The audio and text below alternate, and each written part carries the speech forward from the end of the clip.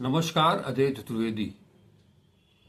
आज मैं 15 नवंबर की रात झांसी के महारानी लक्ष्मीबाई मेडिकल कॉलेज के बच्चा वार्ड, जिसे कि अभी 9-10 महीने पहले ही ये बताया गया था कि वो विश्व स्तरीय मेडिकल सुविधाओं से लैस है, उस वार्ड में आगजनी के चलते 10 नवजात जिंदा दफन हो गए।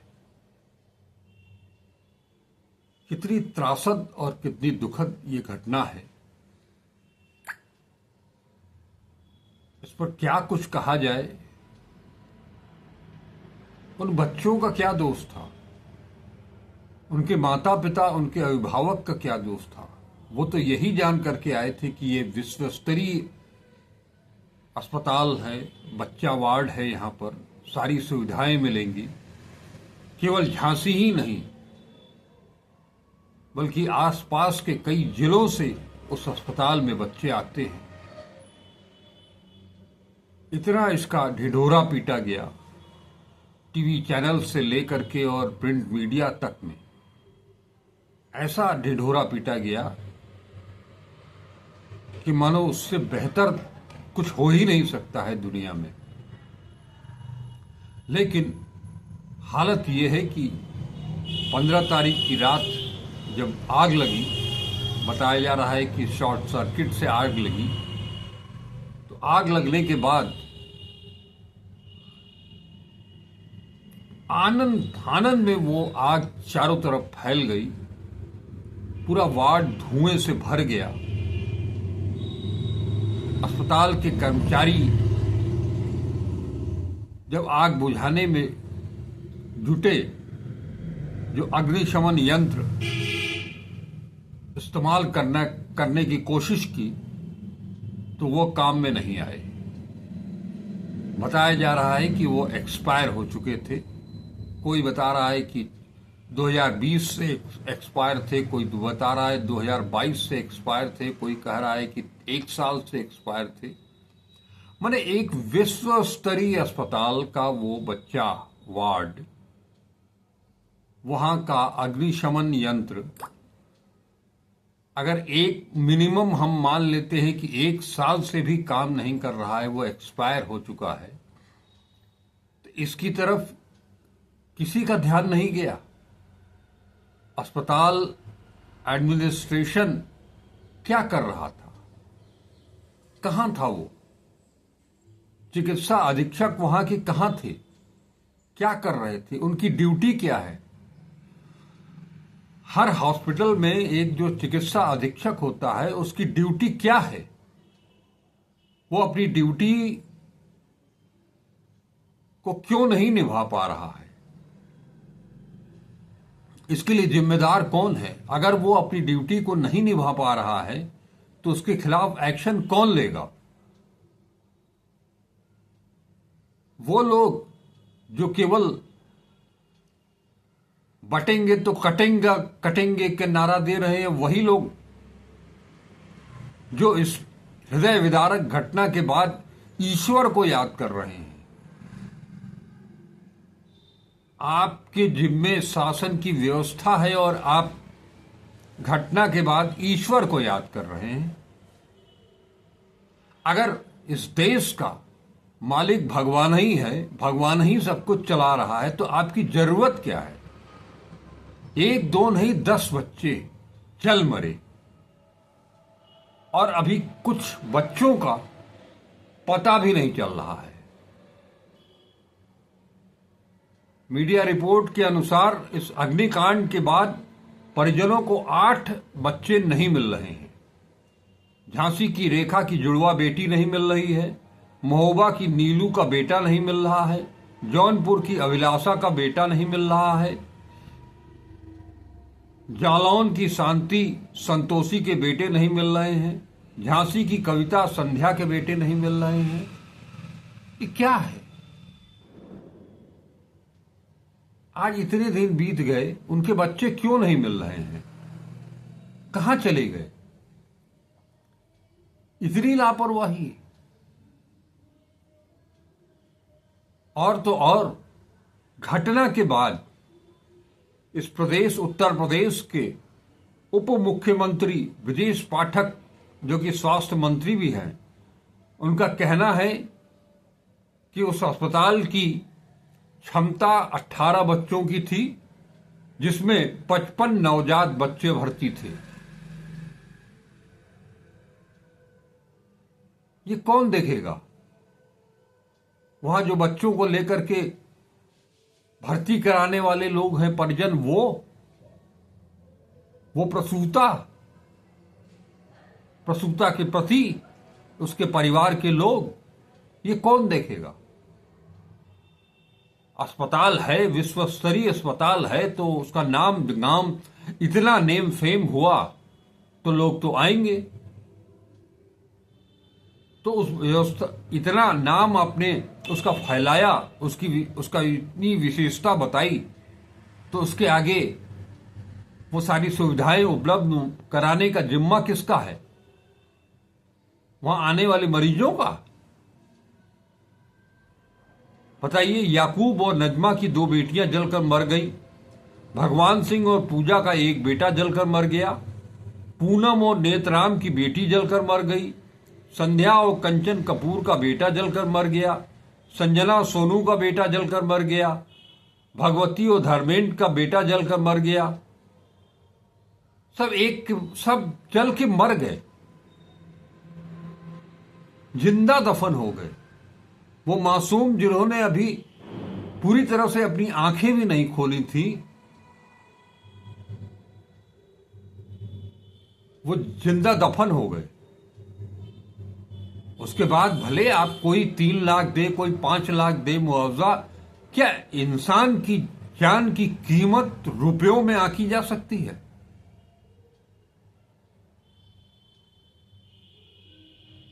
केवल इस तरह से आप विकसित राष्ट्र बना रहे हैं। झांसी स्मार्ट सिटी है और स्मार्ट सिटी के स्मार्ट हॉस्पिटल का ये हाल है, जहां 10-10 बच्चे एक साथ जल करके मर जाते हैं, दम तोड़ देते हैं, और लोग जो जिम्मेदार हैं वो ईश्वर से शांति की प्रार्थना करते हैं, आत्मा की शांति की प्रार्थना करते हैं। इसमें वो बहुत तेज है। सुविधाएं उपलब्ध कराने के नाम पर वो कन्नी काट जाएंगे। इतनी लापरवाही कि पूछिए मत। ये हाल तब है जब आज से 4 साल पहले कोविड ने जब पूरे हिंदुस्तान को जकड़ा था, तब भी एक स्थिति बनी थी, लोगों को हॉस्पिटल नहीं मिल रहे थे, वार्ड नहीं मिल रहे थे, ऑक्सीजन नहीं मिल रहे थे, दवाइयां नहीं मिल रही थी, इंजेक्शन नहीं मिल रहे थे। उस समय भी बार बार विशेषज्ञ यही कह रहे थे कि स्वास्थ्य पर बेहतर ढंग से काम किया जाए, अस्पतालों को अपग्रेड किया जाए, नए अस्पताल खोले जाएं, सुविधाएं बढ़ाई जाएं। इस तरह से सुविधाएं बढ़ा रहे हैं, बच्चों की जान लेकर के। कोविड से भी नहीं सीखा आप लोगों ने। सरकार कोई बदली नहीं है। कोविड के समय जो सरकार थी वही सरकार आज भी है। और इतना बड़ा हादसा,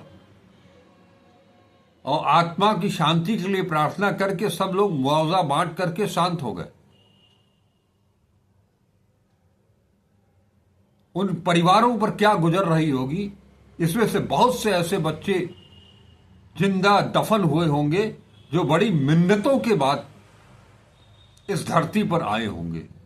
परिवार वालों ने बड़ी मिन्नतें की होंगी, मंदिरों में, दरगाहों में पहुंच करके उन्होंने जिस ईश्वर से आप आत्मा की शांति की कामना कर रहे हैं, उसी ईश्वर से उन्होंने कामना की होगी कि हमारे घर आंगन में भी किलकारी गूंजे, और एक किलकारी के बाद उनकी जुबान सदा सदा के लिए मौन हो गई, खामोश हो गई।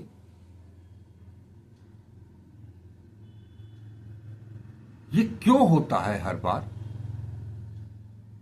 अभी कुछ दिन पहले की बात है, मानसून सत्र में दिल्ली के एक लाइब्रेरी में आग लग गई।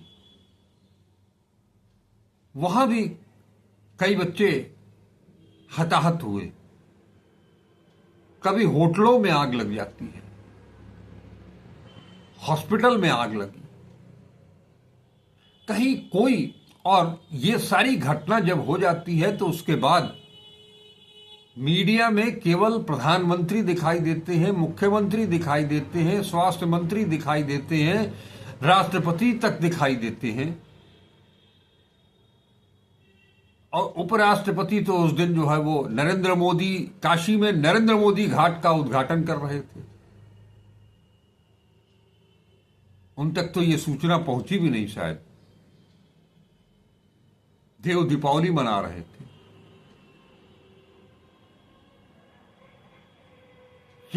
ये इस उस देश का हाल है जो जिसके बारे में दावा किया जा रहा है कि 2047 तक ये विश्व शक्ति बन जाएगा, विकसित राष्ट्र बन जाएगा। आपने देश भर में 100 स्मार्ट सिटी की घोषणा कर दी, बना दिया, नाम घोषित कर दिया। एक भी स्मार्ट सिटी स्मार्ट कहलाने के काबिल है क्या? जहां स्वास्थ्य की सुविधा न हो, चिकित्सा की सुविधा न हो, शिक्षा की सुविधा न हो, वो भी क्या स्मार्ट? अरे वो स्मार्ट तो दूर कहिए, वो तो शहर महानगर कहलाने के काबिल नहीं है। वो किसी कस्बे, किसी गांव गिराव, पिछड़े इलाके का इलाका माना जाएगा। और ढोंग पीटते हैं, ढिढोरा पीटते हैं वर्ल्ड क्लास सुविधाएं देने का। 1 ट्रिलियन इकोनॉमी हो रही है इस उत्तर प्रदेश की। इस तरह से निवेशक आपके इस तरह से आएंगे।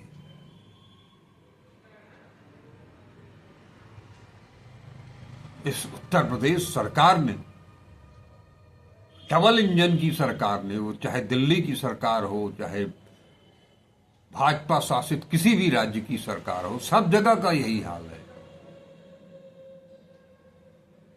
2 दिन 4 दिन जैसे जैसे समय बीतेगा, ज्यादा दिन नहीं, 2-4 दिन उसके बाद से ये खबर मीडिया से गायब हो जाएगी। जिसे लगेगा ही नहीं कि कहीं कुछ हुआ है।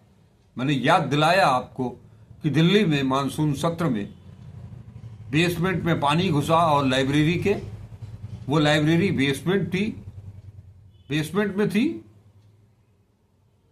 हाय तौबा मच गया, निकलने की जगह नहीं। हॉस्पिटल, होटल, लाइब्रेरी, जहां पर इतने सार्वजनिक स्थल जहां से निकलने का कोई एक रास्ता, उस वार्ड से निकलने का सिर्फ एक रास्ता, यह है सुरक्षा के इंतजाम। क्या करता है वहां पर आपका विकास प्राधिकरण? क्या करता है वहां पर आपका फायर ब्रिगेड, जिला प्रशासन, जिसमें कि जिला अधिकारी भी हैं, कमिश्नर भी हैं, मुख्य विकास अधिकारी भी हैं, जिला विकास अधिकारी भी हैं। इनका काम क्या है? ये किस किस चीज की तनख्वाह पाते हैं? ये केवल लाइजनिंग करने के लिए 10-10 बच्चे एक साथ, नवजात शिशु, उन माताओं के ऊपर क्या गुजर रही होगी इसकी कल्पना कोई कर सकता है क्या? उन परिवारों पर क्या गुजर रही होगी इसकी कल्पना कोई कर सकता है क्या? सपने में भी आप नहीं सोच सकते हैं। और अब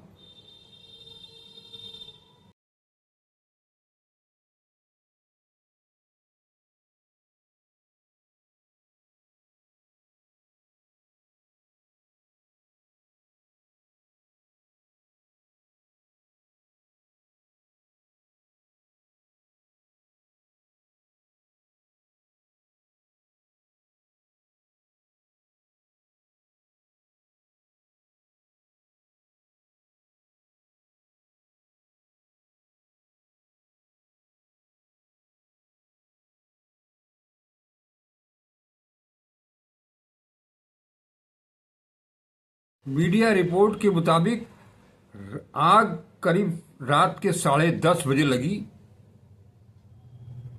शिशु वार्ड के दक्षिण कोने में से धुआं उठना शुरू हुआ। जब तक स्टाफ और तीमारदार कुछ समझते, लपटों ने विकराल रूप ले लिया। दरवाजे, खिड़कियां, पर्दे, चिकित्सा उपकरण और दवाएं जलने लगी। मरीजों के तीमारदारों के मुताबिक आग लगते ही डॉक्टर और स्टाफ पिछले दरवाजे से भाग निकले। अगर वे 1-2 बच्चों को गोद में लेकर भागते तो तमाम बच्चों को बचाया जा सकता था। ये डॉक्टर हैं और मेडिकल कर्मचारी हैं जिन्हें धरती का भगवान कहा जाता है। वो पहले अपनी जान बचाने के लिए भाग निकले। जिनकी जान बचाने के लिए उनको अस्पताल में नियुक्त किया गया है, उनको छोड़ करके, उनके हाल पर छोड़ करके, वो नवजात जो न देख सकते हैं, न बोल सकते हैं, न सुन सकते हैं, चलना कहाँ है उनको, एक एक बित्ते के बच्चे, उन्हें कौन बचाएगा? किसकी जिम्मेदारी है? आप तो भाग निकले। वार्ड से करीब 100 मीटर दूर तीमारदारों और बच्चों को रोक दिया गया। बहुत से ऐसे लोग थे, करें भी क्या? कोई अपनी औलाद को इस तरह से जलते हुए, मरते हुए छोड़ेगा क्या? वो अपनी जान पर खेल करके अपने बच्चे की खातिर आग में, पानी में, कहीं भी कूद पड़ेगा। न उन्हें जाने दिया गया और न जिनकी जिम्मेदारी थी वो वहां से बच्चों को निकाल पाए। आलम यह कि शीशे, कांच तोड़ तोड़ करके फायर कर्मियों को, दमकल कर्मियों को शीशे के कांच की खिड़की से तोड़ करके अंदर पानी की बौछारें डालनी पड़ी। इतना पैक वो वार्ड है। वहां से निकलने का, वहां से वहां जाने का कोई रास्ता ही नहीं। इस तरह से आजकल हॉस्पिटल और होटल बन रहे हैं। मैंने अब आप सोच रहिए, बहुत से बच्चों के माता पिता बिलख रहे हैं। उनमें से एक ने बताया कि वह अपनी बहन के बच्चे को देखने के लिए आई थी। डॉक्टरों ने बच्चों की मां को दवा लेने भेजा था, उसके साथ वो भी चली गई थी। लौटी तो देखा कि वार्ड से धुआं निकल रहा है, हाहाकार मचा है। अंदर जाने की कोशिश की लेकिन रोक दिया गया। यहां सब कह रहे हैं कि बच्चे को बचाकर दूसरी जगह ले गए हैं, लेकिन कोई यह नहीं बता पा रहा है कि बच्चा कहां है। टकोरी निवासी हरिओम का परिवार विलाप कर रहा है। हरिओम का 3 दिन का बेटा वार्ड में भर्ती था। उन्हें बताया गया कि बच्चे की झुलस कर मौत हो गई है।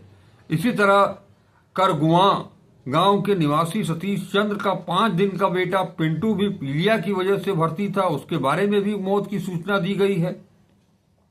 परिवार जन बेहाल हैं, लेकिन अभी तक मेडिकल कॉलेज ने उनके बच्चे के बचने या मृत्यु की तस्दीक नहीं की है। तीमारदारों की भीड़ में खड़े रघुवर दयाल का कहना रहा कि मौतें 10 से ज्यादा हुई हैं, जिन्हें मेडिकल कॉलेज प्रशासन छुपा रहा है। वार्ड में मशीन से गिरकर ही कई बच्चे मर गए। जो बच्चे जलकर मरे वह इनसे अलग थे। निश्चित तौर पर अफरा तफरी मचेगी, आग लगेगी, भागम भाग मचेगी। ऐसे में मशीनें गिरेंगी, बड़ी बड़ी मशीनें होती हैं वहां। उन नवजात की जान ही कितनी होती है। उनके सर पर, उनके शरीर पर छोटा सा छोटा यंत्र भी अगर गिरा तो वो उनका काम तमाम कर जाएगा। लेकिन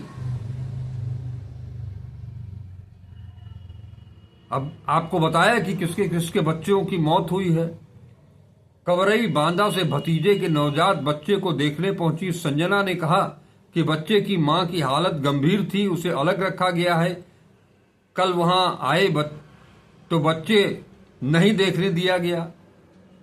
15 तारीख की रात जब आग लगी, भगदड़ मच गई। डॉक्टर और स्टाफ के लोगों ने बच्चों को जिंदा जलते देखकर भाग निकलना ही मुनासिब समझा। भाई कुलदीप का बच्चा कहाँ है? वो बच्चा जिंदा है या मर गया? कुछ पता नहीं, यहाँ कोई कुछ बताने को तैयार नहीं। देर रात तक उस दिन मेडिकल कॉलेज में कोई यह बताने वाला नहीं था कि वार्ड में कुल कितने बच्चे भर्ती थे। पुलिस उन्हीं बच्चों का हवाला दे पा रही है जो रेस्क्यू कर लिए गए या जिनकी मौत की सूचना मिली है। आग की सूचना के साथ ही मौके पर पहुंचे DM Avinash Kumar, SSP Subodh Singh rescue operation और घायल बच्चों के इलाज का जायजा ले रहे थे। 3 दिन के एक शिशु के तीमारदार महोबा के राजेश चौरसिया का कहना रहा कि आग लगने के बाद भगदड़ की स्थिति हो गई और करीब 1 घंटे तक कोई पुरसा हाल नहीं था। सोच सकते हैं आप क्या हालत थी। और शासन प्रशासन ने ईश्वर से आत्मा की शांति की गुहार लगा करके कामना करके इतिश्री मान ली। और जैसा कि वर्षों से दशकों से एक रटा रटाया अभियान चल रहा है, देश की किसी कोने में कोई आतंकी घटना हो तो पूरे देश में अलर्ट जारी हो जाता है। पुलिस प्रशासन रेलवे स्टेशन से लेकर के और बस अड्डा और सार्वजनिक स्थलों की तलाशी लेने लगती है, वहां पर घूमने फिरने लगती है। वही हाल मीडिया का है। अस्पताल में आग लगी तो बच्चों को बचाना मुश्किल, एनओसी नहीं तो कहीं अग्निशमन के पर्याप्त और सही उपकरणों का टोटा है। ये बनारस की रिपोर्ट है। उस घटना के एक दिन के बाद बनारस की मीडिया ने भी यहां के अस्पतालों को टटोलना शुरू किया, खोजना शुरू किया। आलम यह है कि कहीं एग्जिट गेट नहीं है। कबिचौरा अस्पताल में, जिला महिला अस्पताल में फायर फाइटिंग की व्यवस्था है। वहां के एनएससीयू वार्ड के पहले गलियारे में लगा फायर एक्सटिंग्विशर अग्निशमन यंत्र 29 अप्रैल 2024 से एक्सपायर है। उसे अब तक बदला नहीं गया है। यह बनारस की हाल है, प्रधानमंत्री का क्षेत्र है ये। भेलूपुर के स्वामी विवेकानंद मेमोरियल अस्पताल के साथ ही जिले की किसी पीएचसी और सीएचसी के पास भी अग्निशमन विभाग की एनओसी नहीं है। आग से बचाव के लिए सिर्फ एक अग्निशमन यंत्र है।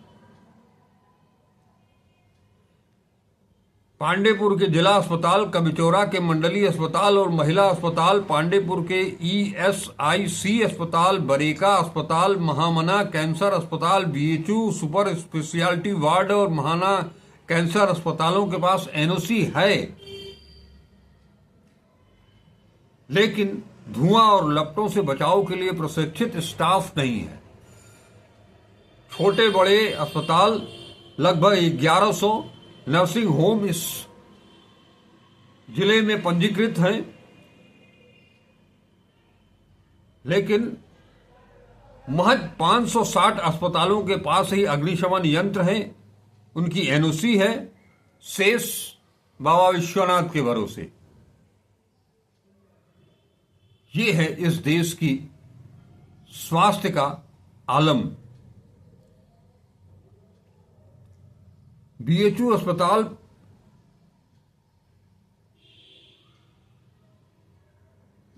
अस्पताल में का अग्निशमन प्रबंध बेनकाब है। दूसरे अस्पतालों को छोड़िए, पूर्वांचल का एम्स कहे जाने वाले बीएचयू के सरसुंदरलाल अस्पताल की पुरानी बिल्डिंग के पास फायर विभाग की एनओसी नहीं है। बच्चों के बचाव के लिए वहां सिर्फ अग्निशमन यंत्र ही है। उनका भी मुद्दत से परीक्षण नहीं हुआ है। हालांकि अस्पताल में सुधार स्पेशलिटी ब्लॉक के भवन को एनओसी मिली हुई है। बनारस में 1200 पंजीकृत, जैसा कि मैंने बताया कि 1200 पंजीकृत अस्पताल हैं, उसमें से 560 अस्पतालों के पास अग्निशमन यंत्र हैं। बाकी अस्पताल बिना फायर एनओसी के चल रहे हैं। ये बनारस प्रधानमंत्री का संसदीय क्षेत्र है। सरकारी अस्पतालों में होज रील और होज बॉक्स के पाइप तक नहीं है। कहीं फायर एक्सटिंग्विशर एक्सपायर हो चुके हैं। कई अस्पतालों में फायर फाइटिंग की व्यवस्था तो है, लेकिन वहां प्रशिक्षित कर्मचारी नहीं है। बीएचयू अस्पताल के बाल रोग विभाग में फायर फाइटिंग की व्यवस्था ही नहीं है। पहली मंजिल पर वार्ड से महज 10 मीटर दूर खुले में बिजली के तार लटकते हुए दिखाई दे सकते हैं। शॉर्ट सर्किट की आशंका हमेशा बनी रहती है। विभाग की ओपीडी की होज रील में पाइप ही नहीं है। ओपीडी के समय 250 से अधिक लोग जमा होते हैं। मानक के अनुसार अस्पताल में बाल्टी में बालू रखना चाहिए, लेकिन बाल रोग विभाग में यह इंतजाम तक नहीं है। PICU SDU outborn nursery dialysis unit के बाहर 1 से 2 अग्निशमन यंत्र हैं। मंडलीय अस्पताल कबीरचौरा में बाल रोग विभाग में भी आग बुझाने का पर्याप्त इंतजाम नहीं है। 18 बेड के वार्ड में 2 प्रवेश द्वार हैं। वार्ड से महज 5 मीटर की दूरी पर लगे होज रील में पाइप नहीं है। ये जब प्रधानमंत्री के संसदीय क्षेत्र का हाल है, तो आप अनुमान लगा सकते हैं कि पूरे देश में स्वास्थ्य का, चिकित्सा का, अस्पतालों का क्या हाल होगा। सब कुछ भगवान भरोसे। कोई रोक दे, टोक दे तो काट देंगे, मार देंगे। सब कुछ केवल अपनी नफरती भाषा में बात करेंगे, और उससे ज्यादा अगर इस तरह की हृदय विदारक घटना होगी तो आत्मा की शांति के लिए ईश्वर से प्रार्थना कर लेंगे। फिर 2 दिन के बाद जस के तस। कहीं कोई निगरानी नहीं, कोई पड़ताल नहीं। अब आप सोच सकते हैं कि बीएचयू के सरसुंदरलाल अस्पताल के चिकित्सा अधीक्षक, जिनके ऊपर तमाम आरोप हैं, प्रोफेसर के गुप्ता, उनका कहना है कि फायर फाइटिंग का प्रबंध हो रहा है। फाइटिंग स्टीम है, एनओसी के लिए आवेदन किया गया है। ये सरसुंदरलाल अस्पताल के चिकित्सा अधीक्षक हैं। और उधर अग्निशमन विभाग, जब आग लग जाती है, हताहत हो जाते हैं लोग, धन जन की हानि हो जाती है, उसके बाद वो भी चौकस होता है। अभी पिछले साल इसी शहर में, बनारस शहर में कि एक पॉश कॉलोनी में स्थित होटल में आग लगी। हफ्ते 15 दिन तक फायर ब्रिगेड की तरफ से, जिला प्रशासन की तरफ से, मीडिया की तरफ से होटल संचालक को नाक में दम कर दिया गया। हुआ क्या? सब कुछ रफू हो गया। और होटल एक 60-70 आवासों की उस कॉलोनी में 1 दर्जन से ज्यादा होटल हैं। आबादी में, घनी आबादी में इस तरह से होटल खुल रहे हैं इस शहर में, इस पर्यटन नगरी में, कि ये पूरा शहर एक तरह से बारूद पर बैठा हुआ है। लेकिन इस तरफ किसी का ध्यान नहीं जाता है। केवल इकोनॉमी बढ़ानी है, $1 ट्रिलियन कर लेंगे, विकसित हो जाएंगे, विश्व शक्ति बन जाएंगे। लेकिन आम आदमी कैसे जिएगा, उसको स्वास्थ्य सुविधाएं कैसे बेहतर मिलेंगी, इस तरफ कोई ध्यान नहीं।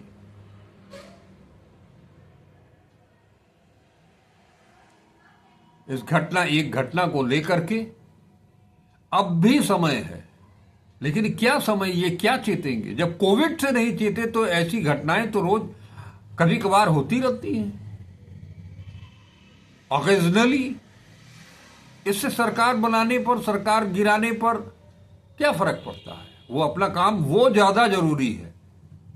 विधायकों को खरीदना जरूरी है, सरकार को गिराना जरूरी है, विपक्ष पर आरोप मढ़ना वो जरूरी है, वो सारे कामकाज ज्यादा जरूरी हैं। बनिस्पत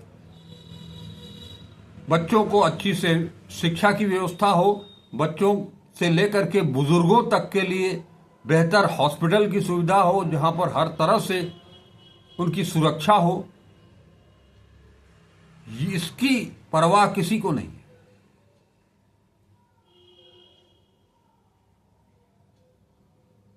चलिए देखते हैं आगे क्या होता है।